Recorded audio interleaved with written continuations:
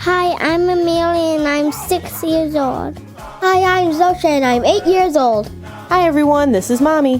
What's up, everyone? I'm Daddy. And you're listening to It's Movie Night. And this week we watched Blended. Warner Brothers released this romantic comedy in 2014. It's rated PG-13 and has a runtime of 1 hour and 57 minutes. Some other movie night picks this studio released around this time were The Lego Movie and Jersey Boys. This movie is about a widowed father with 3 daughters and a divorced mother with 2 sons who go on an awful blind date with no intentions to ever speaking to each other again. However, after they accidentally book the same vacation, they spend some time together and they learn that they might actually be great for each other. Some familiar faces or voices. Jim is played by Adam Sandler. He's the voice of Dracula in the Hotel Transylvania franchise. He is Leo in Leo, Happy Gilmore in Happy Gilmore, Sonny Koufax in Big Daddy, and Pip in Airheads. I would say those last 3 movies would be more for parents, younger generations, but I mean, we watched them as kids. Zosha has watched Happy Gilmore, and They've watched Big Daddy. And Big Daddy. Yeah. So they liked it. I watched Airheads as a kid, too. Yeah, I watched Airheads. That's definitely more of the adult realm.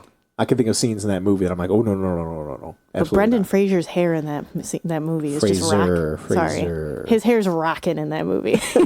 They all are. Steve Buscemi, too. Man, good movie. Next week, Airheads. No. No. Lauren is played by Drew Barrymore. She is Gertie in E.T. the Extraterrestrial, which we talked about, those 80s parents. That was a good episode. Yep. She is Akima in Titan A.E. Dylan in the 2000s Charlie's Angel movie, which I know I watched that as a kid. I don't know if I should have. I saw it in theaters. That's one that we should probably revisit. Yeah. I know, but that's not saying much for you. You saw a lot of things in theaters you probably shouldn't have. True. But she is also Lucy Whitmore in 50 First Dates, and we know her best as Julia Sullivan in The Wedding Singer. It's a family favorite for us. Yep, both of those also have Adam Sandler in them. Yep. Hillary is played by Bella Thorne. She is Avalon Green in the Disney TV movie Frenemies. She played Cece Jones in Disney's Shake It Up with Zendaya, so I think that's where a lot of kids will know her from. I didn't know she was a Disney star. Yep, her and Zendaya were in that, like, Shake It Up, Gotta Kick It Up, Gotta Shake It Up. I don't know, all those songs and little things on Disney Channel. Okay. But I remember her as well. Your teenagers might know this movie, The Duff. She plays the mean girl Madison Morgan. Nickens is played by Terry Crews. He is the voice of Earl the Cop in Cloudy with a Chance of Meatballs 2. He is the voice of Tentacular in Rumble, which I know we watched. I just don't remember it very well. That's because it was awful. Yeah. So. But parents, you may recognize him as Terry Jeffords in Brooklyn Nine-Nine, which is a TV show. But I know we know him the most as Latrell Spencer from the movie White Chicks. Oh, he's so good. So good. So good. Wouldn't want you to melt white chocolate. So good. The director of this movie is Frank Corassi, I think his name is. He did Here Comes the Boom, Zookeeper, Click, Around the World in 80 Days, The Water Boy, and The Wedding Singer. So he seems to have a certain type, if you will. I mean, Kevin James and Adam Sandler, they have a... Very similar. Yeah, very similar. Format of movie. Yeah, exactly. But he did The Wedding Singer, which is arguably, if we were to put our minds together as like a top 5 movie, I think we'd put Wedding Singer in maybe a top 5. That's, at least, I think it's the best Adam Sandler movie, in my opinion. Ooh, I don't know about that one. Most entertaining, absolutely. His best movie and his best performance is Punch Drunk Love. So first impressions of this movie, Mommy, it came out in May of 2014. We were together. So I know we did not see this in theaters. No. But how old were you in 2014? In 2014, I was 22. Okay. Yeah, I was at this time, I was 23. Yes. And we watched this together for the first time. We did. I know for sure we didn't see it in theaters, so it must have been, once again, a Redbox Hero thing. I believe my mom got it as a gift from somebody, and I was like, all right, let's watch this one. So we turned it on and we watched it. Yeah, maybe we got a digital copy of it. Something like that. But we watched it, and I think we enjoyed it when we first saw it. We did. We got lots of laughs out of it. And this is the first time that our girls are watching it. Yes. So, Zosha, do we have a title drop? Yes, Nickens says it. Yeah, where, when? when he explains, like, welcome to Africa. Yeah, it's like the first night they're there, and he's like, welcome to our something annual blended family moon or something like that. Yeah. I would like to welcome you to our 4th annual Blended Family Moon Week. I believe they sing it as well. Yeah, they changed the words of the song of like love is a very splendid thing. Splendor. So yeah, it's a very blended thing. Yeah. It's funny. Love is a very blended thing. So silly. And Amelia, is there any cat cam? Yes, there's lions and cheetahs Yeah, because where are they? in Africa. Yes, and there's a lot of Savannah cats there. No Winstons, though. No Winstons. Now, how about some favorite scenes? Are there any that you'd like to mention, Daddy? There's quite a few. There was a lot that stuck out to me in this movie. So, like, Mofana is, I don't know, he's like a cruise director, but for a resort director. So he's always following them around. And I think the last name in this movie is like Stephanopoulos. Theodopoulos, okay. And he constantly just messes it up. And I'm going to have a reel of a few of his mess ups right here. Here is where you make more theopotamuses. Mr. Belly Flopperless, the crocodiles are fake! Are you ready, Mr. Chia Pedalis? My favorite is the Snuffleupagus. Yeah, anything that rhymes. And he does correct him at one point. He says, you know it's this, right? He goes, I know, it's just fun. And then he calls him by his real name because the premise is they stole this vacation from people who were supposed to go on it. Yeah. Yeah. And it's super fun.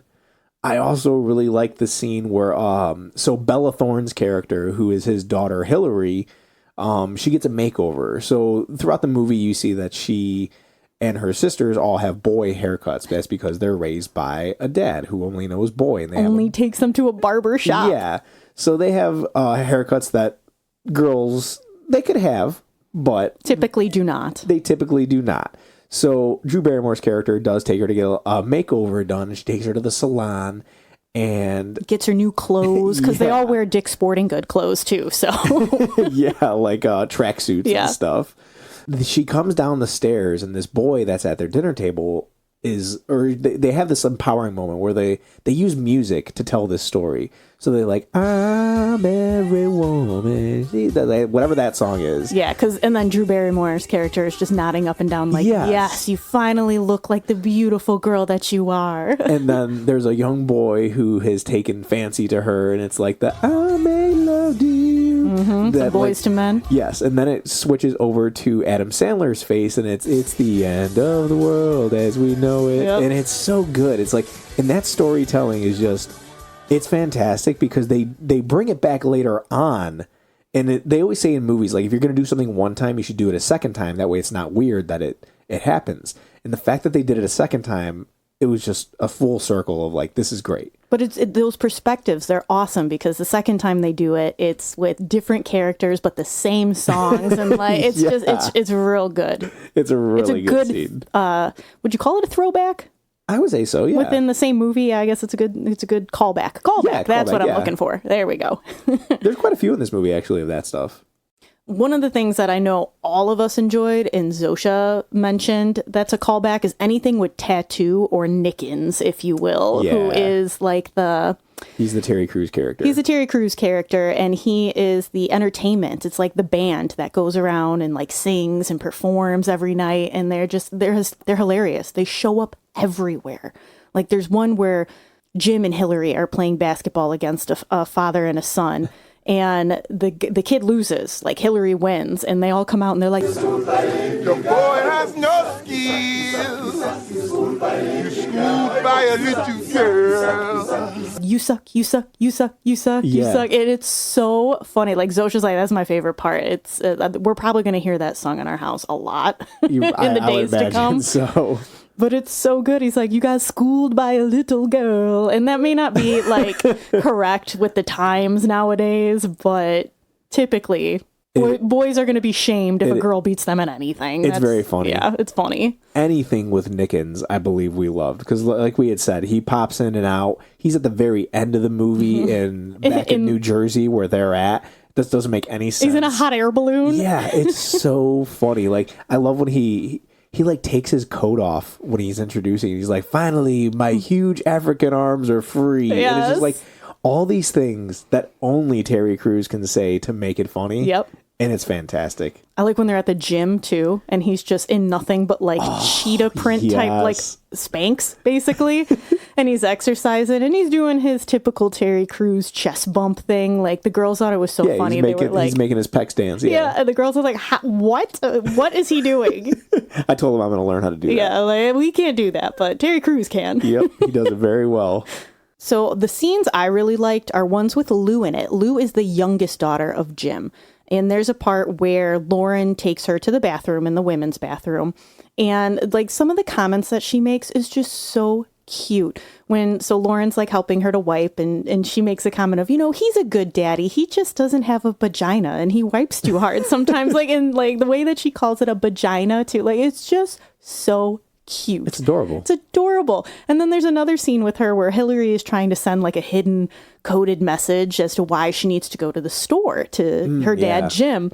And then finally Lou goes, Dad, she's monsterating instead of menstruating.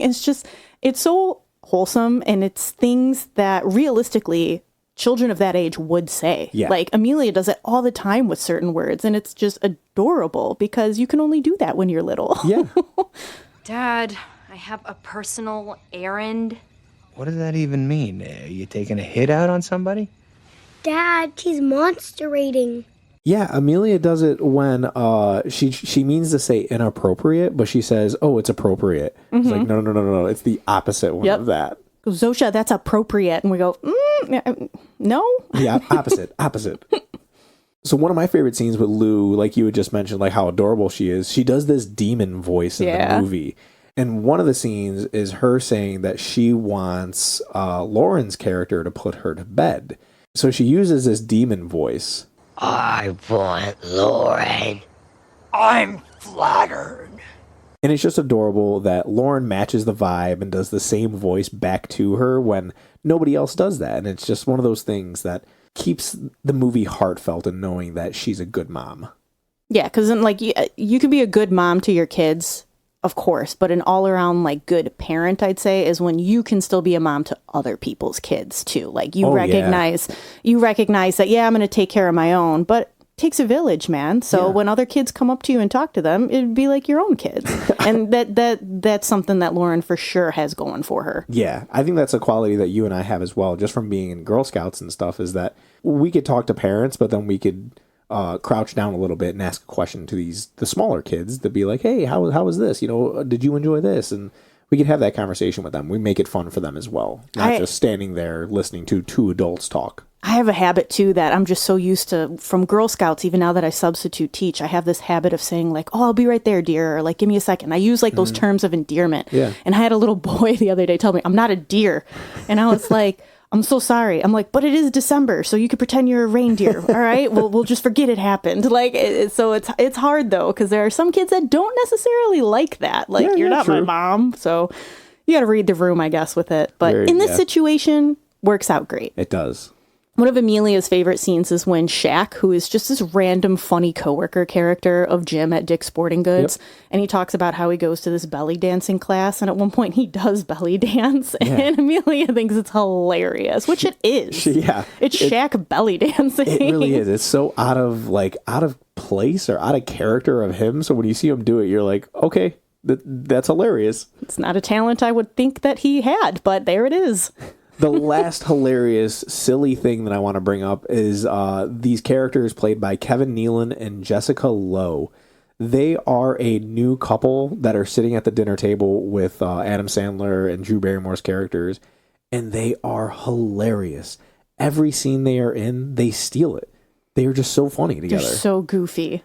She has just this high-pitched voice, and she's trying to be a good mom to this boy. Who, mind you, she's only 6 years older than this guy's son. Yeah. So he's like, you're not my mom. You would have had to have been 6 when you gave birth to me. Like, so she's your typical, if you were to think about this young, high-pitched, squeaky voice cheerleader trophy wife, that is Ginger. Yeah.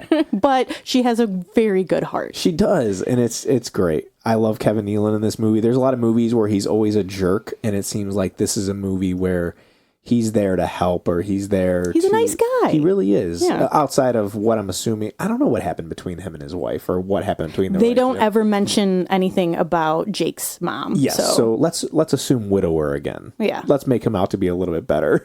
But yeah, because the fact that Jake never even brings up his mom is like, okay, well, she must not be in the picture at all. yeah. Or she left. I don't know. Who knows? Yeah. But Kevin Nealon and her are just fantastic. I love them. The fishy face scene, when you get to that, oh, it's so good. So good. But to keep that rolling, some more positives. Yeah, so this movie packs a solid punch of heart. I stated that Jim was a widower in my description of the movie, and one of his daughters, Espen, yeah, the middle child, sees and speaks to the mother. And it's always in the form of like an empty chair, and at first you think it's kind of silly, it's weird, but the daughter believes that she is there, and Jim, the dad, never tells her to stop. He comforts her by saying things like, well, tell her hi, or, I'll sleep over here. I'm not going to crush her. It's a very funny scene because she's like, no. Because he says, I can get in and we can spoon. It'll be nice. And she's like, I don't want to see that. Yeah. And he's just like, okay, well, I'll sleep over here with your sister, and, we'll cuddle over here. We'll leave mommy alone. Yes. And it's the only open bed. So the fact that he does this, it's just adorable. And then even Lauren's character later on brings fruit for Espen, and then gives the second plate to the empty spot at the table for the mom. Espen, it's the best passion fruit I've ever tasted. Try it. And I got some for your mom, too. Thank you. You're welcome. And it's one of those things, like, this kid has probably been ridiculed and made fun of because she thinks that because she sees these things and nobody else can see them. Mm-hmm. And the fact that Drew Barrymore is not matching it, but acknowledging and being okay with it has probably touched this girl immensely. Yeah, because as of right now, her father's the only one that goes along with it, if you will. Yeah. And I'm not saying goes along with it like she's making it up. I mean, I had something similar happen to me as a child with my grandma. Mm-hmm. Kids deal with trauma differently, and sometimes that's it. It's like having an imaginary friend, like you truly believe that this entity is there. Same thing when you lose someone. Yeah. And Espen's going through her trauma journey because from what we can tell, it is somewhat recent that they lost their mother, because Lou has memories of her. So it couldn't have been that long ago, because Lou is the youngest of those kids. Yeah. So if she were a baby, she wouldn't remember her. So it's like, just leave the kid alone. Let her work through her things. And that's so touching that, Lauren goes with it rather than being like, hey, you should do something about that. Yeah. No, she's got to do it in her own terms. She also pinches her son's arm because he's going to make fun of what are you talking about? There's nobody there. And she pinches his arm like, no, that's rude. Don't do that. Yeah. He goes to call her a nut job and she's like, I will end you. Yeah. It's fantastic. So those aren't very heartfelt, but it's just a little realm of when I say this movie packs a solid punch at the heart. And those are just some of those scenes. And I know you're going to bring up some of it later on as well. Yes, and just to go along with saying Lauren doing those things and being that good mom to other people's kids, it brings us to another positive of these adults are wonderful role models. Yeah. Yes. Lauren needs to chill out and have some fun and not be so crazy controlling and, let her kids explore a little bit because they're teenage boys. Sometimes, you got to let the reins loose a little bit. But her willingness to put Jim's kids to sleep and bring Lou to the bathroom or sing them a song and just, without a second thought being like, oh, these kids need something. Sure, I could do that. It's amazing. That's awesome. And then the same thing goes for Jim. He definitely needs to learn how to raise those daughters. He needs to learn how to be a girl dad. I know you're stuck in Dick Sporting Good land, but it's time. However, with Lauren's boys, he teaches them things. He has no problem stepping in and being like, hey, you're going to deal with your problems. Let's box. You're mad at me? Come on, let's go do some fighting or get it out of us. The younger son throws a temper tantrum every time he can't hit the ball for baseball and different things like that. And he's like, you know what? Come on, I'm going to go find this guy. He's going to pitch to you and we're going to work on it till you get this. You're not just going to give up and cry about it. And then he gives him a nickname, Big Time. Yeah. It's so nice. It's so nice. They're able to apply the skills they do have to other kids.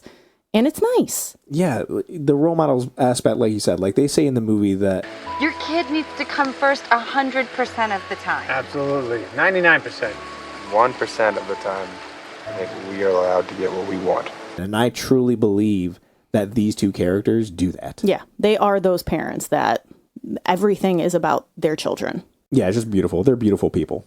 And it leads right into the messages of this film, because there is 100% love after loss, and good things happen to good people. Jim lost the love of his life to cancer. Lauren lost what she thought was love with her cheating husband. However, these two find their way back to happiness that they both truly and highly deserve. Yeah. A second message, parents, you can put yourselves first sometimes. We do everything for our children, and they know that. They truly do. Deep down, they know that we do nothing for ourselves, and we try to give as much as we can to them. And with that, they want us to be happy too. So it's okay to let yourself reach for some of those dreams. Like it. But we have to talk negatives now. This is a rom-com, so it's very predictable. Every rom-com has their own shtick that they gotta stick to. And all the boxes get checked in this movie. They really do. The day we watched this movie, we actually watched Anybody But You as well. Another rom-com, another predictable outcome. I think with most of these movies, you're expected that outcome. You just kind of come along for the ride and want to have some laughs along the way. And it goes the same with this movie. Like, every single rom-com is that way. Nobody can reinvent the wheel of rom-coms. So if you're looking for something you haven't seen before, you'll be let down. But like I said before, come along for the ride. There are some pretty good laughs. You should know exactly what you're getting into. Anytime you see romantic comedy, you shouldn't expect Schindler's List. You know, like you should expect to feel good at the end of it. Exactly. Something I found extremely unnecessary were the prior Adam Sandler movie throwbacks. I felt like they could have been cut out altogether to save on runtime. Oh, yeah. It's like, we don't need George playing piano at the baseball game, the cross-eyed umpire, 10-second Tom in the pharmacy. Like, it does absolutely nothing for the story. We get it. Drew Barrymore and Adam Sandler have made multiple movies together. I've seen the movies. I don't need to be reminded of that in this movie. It's like those fanboy moments where you see, like, Luke Skywalker in The Mandalorian. Like, oh my gosh, like, oh, do you remember when he did that? Yeah, I remember. I'm a big Star Wars fan. And it's the same thing with, like, Adam Sandler. Most people have seen most of Adam Sandler's movies. We know that he made previous movies. We don't need you to call back these characters. And it is kind of just slightly cringy. Yeah, cringy and overdone. I'm just like, I don't need it. It's like when Michael Keaton says, "You want to get nuts? Let's get nuts in the Flash." Yeah. And I'm like, no. Yeah, don't need it. I saw the movie. Stop doing this, people. Dear Hollywood, just stop.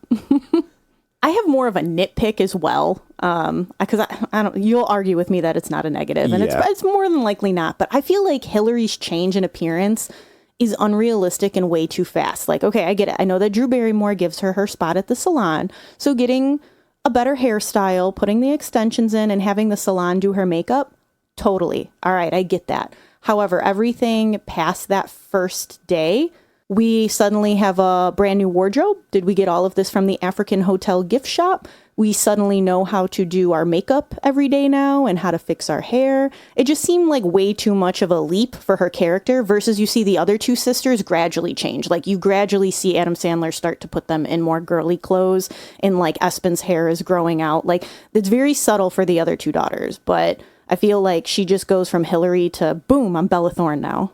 I feel like the younger two siblings don't have that desire to want to wear the makeup and everything, so that's why you see it They're gradually. Not true teenagers yet, yeah. But for Hillary's character, she wants those things, so she wants to fully embrace it. And yeah, if all those clothes are from the gift shop, that's fine with me. They got a great gift shop then, because this affected my movie watching in no way, shape, or form. I'm not sure how long this happened that you were like, nope. We'll find out by your thumb rating pretty soon, though. A real negative that I have, though, here is this takes a big swing at trying to say that single-parent homes are a mess. Neither of us can speak for the single parent since we aren't that, nor do we come from that. However, if I was a single parent, I would feel pretty targeted from this movie. Girls don't need a mom, and boys don't need a dad. Mother, father, grandfather, grandmother, whatever the situation is. I'm sure that you're doing a great job on your own, and if you think that you need help, just ask.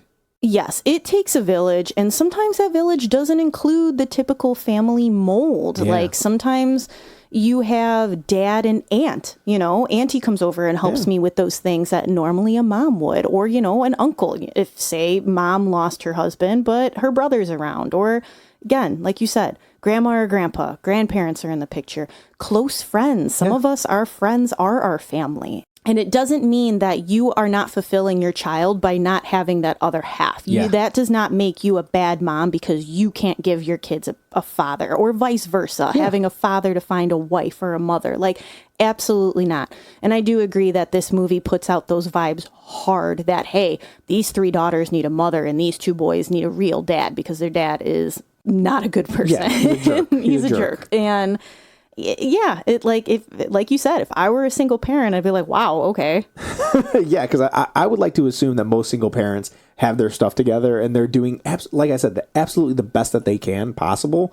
So it's stressful. Sometimes you need help. I mean, don't get me wrong. It's a lot harder to do on your own than if you have a partner, but it's stressful for 2 people. I mean, so for one person to do it, it's extremely stressful, but we got your back, single parents. Yeah, like, come on, don't paint this picture that you just automatically don't know what it's like to try to raise a teenage boy just because there's no dad around. Like, that's silly. You are strong and independent. You don't need nobody. No. So let's hear some negatives or positives that come with parental guidance, Mommy. So language, I would call it mild to moderate, depending on your parent's style. For us, it's mild. It's an Adam Sandler movie, so you're going to hear some swear words, but there are no F-bombs. Violence, it is all slapstick comedy. The guys are riding and falling off the ostriches. Lauren is coming down from this Jeep parasailing and crushes Jim in her path. It's all things like that. There's no sense of any real danger. Scary-wise, I would say nothing, but there is a part where Jim thinks he's being circled by crocodiles in the water, and it could cause some anxiety. It's dark. He's like, oh no, what's happening? They're coming towards my boat. But it ends up being funny because the crocodiles are fake, and Mufana says they're just realistic to scare the baboons off. So, but if you're watching this with little kids, they might go, oh no, is Jim okay? That's also a scene that I think could be cut completely from the movie. It serves no purpose. No, it doesn't. Grown-up stuff, once again, it's an Adam Sandler movie, so of course, this is going to be the longest section of parental guidance, because where should I even start? We see rhinos mating, there is various kissing throughout the movie, there's a scene with all the different couples having like a massage lesson in a tent. There are provocative outfits in magazines and a main menu as the older son has entered the adolescent boy stage of self-love. Parents, you know exactly what I mean. One of the characters, Ginger, is sexualized in a couple different scenes. The boys play on what they think is a fire pole and massage bed in the honeymoon suite. And then one of the younger boy actually eats some cherry gummy panties. And the mom screams. And it's funny, but it's like, oof. Hillary stuffs her bra at one point, and I'm sure there's more, but I think I gave you enough of an idea of what you're getting into with this movie. A whole lot of growing up type stuff and couples blending and trying to get along. And I mean, it comes with a lot of different things. However, our kids made some faces and said, oh my God, to some of the stuff, but they didn't question a single thing. No. We didn't get one awkward question, so should go right over their heads. Hopefully. Hopefully.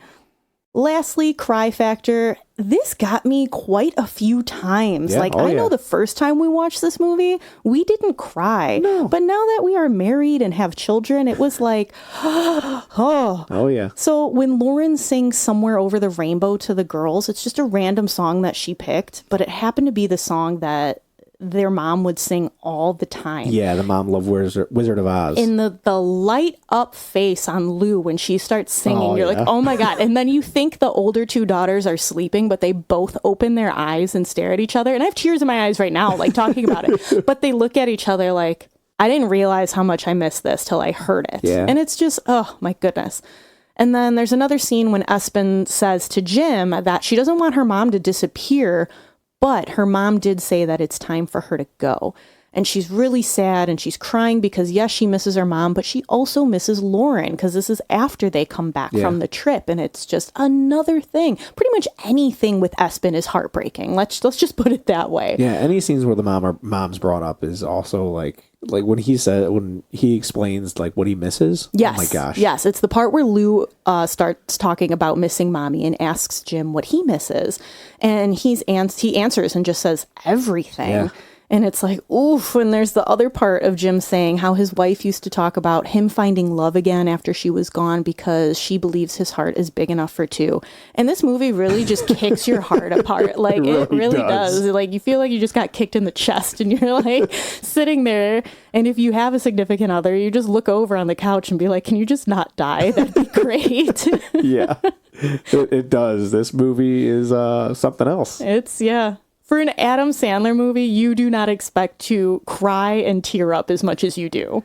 It's almost like there is a scene in Click as well that you're watching. Yeah, you're towards like, the end. No, what the heck is this doing in an Adam Sandler movie? Yeah, I remember the first time I watched that movie too. I was like, I wanted to feel good, and now I don't. Yeah. Thanks. But as for an age recommendation, you know your kids better than we do. We're just here to give our opinions. At first glance, you would think that this movie is as bad as most Adam Sandler movies as far as the grown-up humor goes, but I actually thought this was kind of tame. There are a few mentions of self-love that Mommy had stated earlier, but the young ones aren't going to get it. So I'm going to tell you to lean hard on my you know your kids better than we do statement, because I'm going to say 9 and up would be a good age for this movie. But Amelia is 6, and if she wants to turn this on and watch it, I'd be okay with it. I'd rather her watch this than Grown Ups. Oh, absolutely. Yeah. This is a way better family movie than Grown Ups. So Rotten Tomato critics have this movie at a 15%. Wow. Yeah, that's pretty low. Pretty low, right? That's definitely a thumbs down. Audiences have it quite a bit higher at 64, which would be a thumbs middle. Yeah. Let's see how it holds up in our house. Zosha, do you give Blended a thumbs up, a thumbs middle, or a thumbs down? Thumbs up. Thumbs up? Why thumbs up? Because I like the acting, the actors, the music. I thought it was really fun. Okay, I could see that. How about you, Amelia? What do you give this? Thumbs up. Thumbs up. Why a thumbs up? I liked the music and the actors. It was a fun movie because the music was like Lion King. Oh, okay. I can see that. She likes those Savannah vibes. I get it. All right. You guys were actually watching this movie again this morning. They were. I can see why you give it a thumbs up. We didn't finish it, but we were at the end. Yes. How about you, Mommy? What do you give this movie? You know, I might get judged for this, but I think I'm going to give it a thumbs up too. And by no means is it because it is an awesome, scripted, wonderfully acted movie. Yeah. It is not. So don't take it as a thumbs up that way, people. I'm giving it a thumbs up because we have rewatched this movie so many times. And it is funny, and every time we finish watching it, you feel good, you laugh. We say things like Terry Crews, and we sing the songs. So it's just one of those movies that I will continue to watch. So you said that you think that The Wedding Singer is Adam Sandler's best. Do you think, where does this rate in the Adam Sandler Drew Barrymore? Is it better than 50 First Dates? Yes. I honestly don't like that movie. Oh, okay. I don't know if it's because I haven't seen it in so long. So that might be a movie I need to rewatch. But I remember watching it the first time and being like, I don't like this at all. I don't even think I finished it. I had to go back and finish it. How close does this come to The Wedding Singer then? Close, but not very close, because there are just way too many amazing jokes in The Wedding Singer. Okay. They're different things, though. Wedding Singer is like a falling in love story, and this is like an established family story. I mean, they both get the laughs, They're still falling in love. They are still falling in love, but if I had to choose which one to put on, I'm putting on Wedding Singer first. Okay. What about you, Daddy? This is a tough one. You know, we have these moments in the movie where you're sitting there and you're like, this is Adam Sandler's usual shtick. But, it's ridiculous. But the chemistry of Drew Barrymore and Adam Sandler is undeniably fantastic, and it kind of helps you look past some of the problems that you have in this movie. And I think for that, I'm going to go thumbs up on this. All right. I think I'm going to go thumbs up. People might come at us, but listen. I think this 15% might come at us. 15% on Rotten Tomatoes. That's pretty crazy. Low. I mean, at least the audience is more on par, because I would say 64% is fair, judging the type of script, the type of predictable ending that you're getting. Yeah, for sure. But 15. That's almost rude. If you want to challenge us on the 15% and make this part of your movie night, it is currently streaming on Netflix or available across platforms. And after watching, let us know if you give it thumbs up, thumbs middle, or thumbs down. And when you want to let us know what you think about the movie, please find us on social media. We like to post pictures of us on our movie nights, letting you know what snacks and sweets we're eating.